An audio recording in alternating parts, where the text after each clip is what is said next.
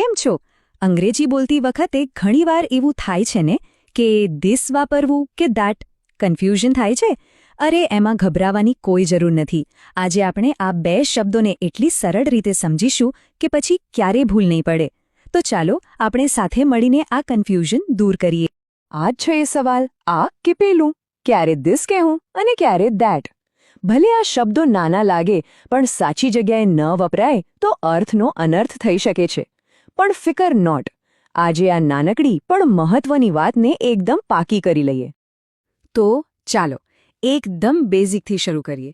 પહેલા આપણે એવા વાક્યો જોઈશું જેમાં ફક્ત એક જ વસ્તુની વાત થતી હોય, મતલબ કે સિંગ્યુલર. જો આ ફંડામેન્ટલ ક્લિયર થઈ ગયું ને તો બહુવચન તો રમત વાત છે.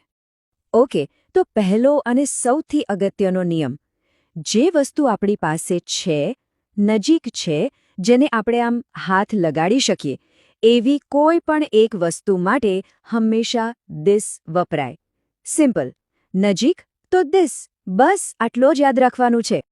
જો દાખલા તરીકે મારી પાસે આ એક પુસ્તક છે, એકદમ નજીક, તો હું શું કહીશ? This is a book. ગુજરાતીમાં કહીએ તો આ પુસ્તક છે. જોયું કેટલું સહેલું છે. ચાલો બીજું એક ઉદાહરણ જોઈએ. માની લો કે પાસે એક સફરજન પડ્યું છે, તો આપણે કહીશું ધીસ ઇઝ એન એપલ.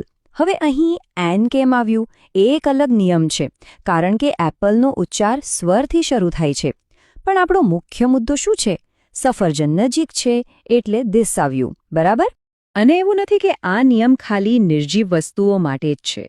ના, વ્યક્તિઓ માટે પણ એ જ રીતે વપરાય. જેમ કે કોઈ છોકરો બાજુમાં ઊભો હોય તો એને ઇન્ટ્રોડ્યુસ કરાવવા માટે કહી શકાય, ધીસ ઇઝ અ બોય. સરસ, તો ધીસનો કોન્સેપ્ટ તો એકદમ ક્લિયર. પણ હવે સવાલ એ છે કે જો વસ્તુ દૂર હોય તો શું? એના માટે પણ એકદમ સિમ્પલ જવાબ છે. શબ્દ છે ધેટ. બસ દૂરની કોઈ એક વસ્તુ બતાવી હોય તો ધેટ વાપરવાનું.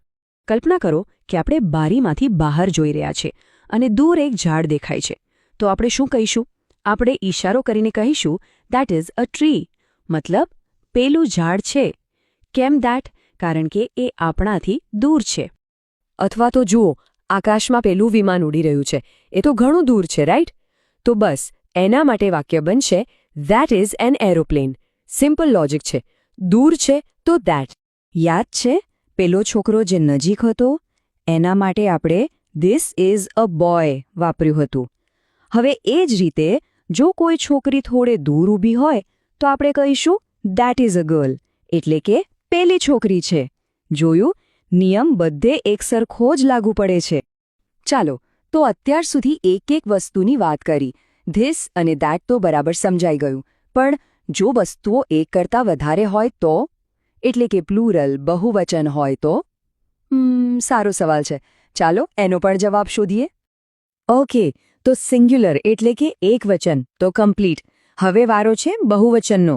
અને સાચું કહું તો આ તો એક વચન કરતાં પણ વધારે સહેલું છે. ચાલો જોઈએ. અને આ રહ્યો આખા ટોપિકનો જાદુઈ મંત્ર. ધ્યાનથી જુઓ, જે વસ્તુઓ નજીક છે એના માટે ધીસનું બહુવચન થાય છે ધીઝ, અને જે વસ્તુઓ દૂર છે એના માટે ધેટનું બહુવચન થાય છે ધોઝ. બસ આટલું જ છે. આખો ખેલ આ 4 શબ્દોનો જ છે. This, that, these, those. યાદ છે પેલું એક પુસ્તક? એના માટે આપણે કહ્યું હતું ધીસ ઇઝ અ બુક. હવે જુઓ, અહીં એક કરતાં વધુ પુસ્તકો છે અને એ પણ નજીક છે. તો હવે વાક્ય શું બનશે? એકદમ સાચું, ધીઝ આર બુક્સ. ગુજરાતીમાં આ પુસ્તકો છે. અને પેલા દૂરના ઝાડનું શું કરીશું? જ્યારે એક હતું ત્યારે આપણે કહેતા હતા ધેટ ઇઝ અ ટ્રી. પણ હવે જો ત્યાં એક કરતાં વધુ ઝાડ હોય તો આપણે કહીશું ધોઝ આર ટ્રીઝ, કારણ કે એ દૂર પણ છે અને બહુવચનમાં પણ છે. ચાલો એકદમ ફટાફટ પ્રેક્ટિસ કરીએ. અહીં નજીકમાં જ ઘણા બધા સફરજન પડ્યા છે, તો શું કહેવાશે? બરાબર, ધીઝ આર એપલ્સ. અને પેલું આકાશનું ઉદાહરણ? જો એકની જગ્યાએ 2-3 વિમાન સાથે ઉડી રહ્યા હોય તો આપણે ઉપર ઇશારો કરીને કહીશું ધોઝ આર એરપ્લેન્સ. હવે તો આખો કોન્સેપ્ટ એકદમ ક્રિસ્ટલ ક્લિયર થઈ ગયો હશે, ખરું ને? સારું, તો આપણે 4 શબ્દો જોઈ લીધા. હવે આ બધી માહિતીને એક જ જગ્યાએ એકદમ વ્યવસ્થિત રીતે જોઈએ. એક એવો ચાર્ટ જે બધું જ એક નજરમાં સમજાવી દેશે. તો આ છે આપણું ફાઇનલ ચીટ શીટ. બધું જ આ એક ટેબલમાં છે. જુઓ, એક વચન એટલે કે સિંગ્યુલરની લાઇનમાં નજીક માટે ધીસ અને દૂર માટે ધેટ, અને બહુવચન એટલે કે પ્લુરલની લાઇનમાં નજીક માટે ધીઝ અને દૂર માટે ધોઝ.